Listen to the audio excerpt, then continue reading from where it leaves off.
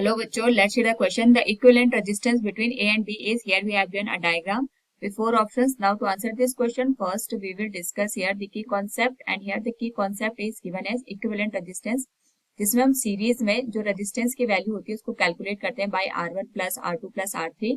इसमें ये हमारे पास जो करंट होती है वो सेम होती है और पैरेलल में हमारे पास इक्विवेलेंट रेजिस्टेंस होता है 1/R1 plus 1/R2 plus 1/R3. इसमें हमारे पास जो पोटेंशियल डिफरेंस होता है वो सेम होता है. क्वेश्चन में हमारे पास AB के अक्रॉस हमें रेजिस्टेंस की वैल्यू कैलकुलेट करनी है. इसके करस्पॉन्डिंग हम यहाँ पे जो पहले अकॉर्डिंग टू दी क्वेश्चन सबसे पहले हम यहाँ पे जो सर्किट है उसको रिड्रॉ करेंगे. तो ये 6 ओम है. यहाँ पे अगर हम देखें ये जो वायर है ये दोनों एक दूसरे से इंटरकनेक्टेड नहीं है.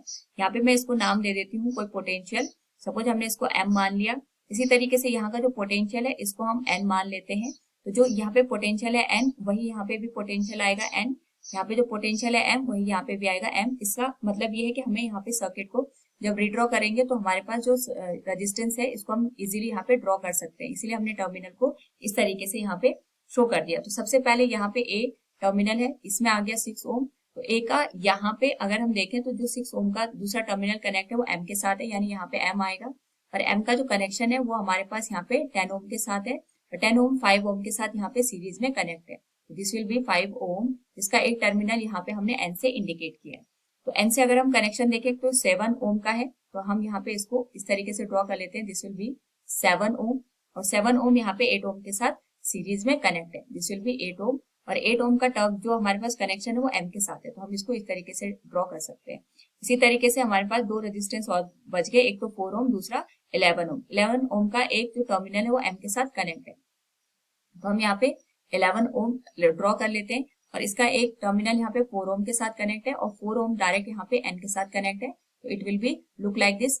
साथ में यहाँ पे हमारे पास 8 ओम बच गया. इसको हम यहाँ पे एक साइड N के साथ कनेक्ट कर लेते हैं, चाहे हम कहीं पे भी ड्रॉ करें. दिस विल बी 8 ओम और ये दूसरा टर्मिनल बचेगा. This will be given as B.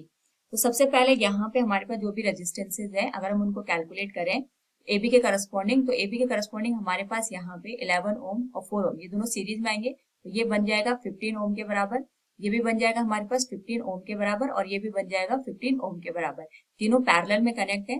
तो इनका जो यहाँ पे इक्विवेलेंट बनेगा वो पे पैरेलल हमारे पास सर्किट बनेगा. That will 1/15 plus 1/15 plus 1/15. This will become 3/15. तो R डैश की वैल्यू आ जाएगी 15/3, जिसको हम 5 ओम के बराबर लिख सकते हैं. और R इक्विवेलेंट बनेगा हमारे पास 6 प्लस ये बन गया 5. लास्ट में हम इसको ऐड करेंगे 8 के साथ. This will become 6 plus 5 11 11 plus 8 19 ohm. So option D will be the right one. Hopefully you understood it. Thank you and best of luck.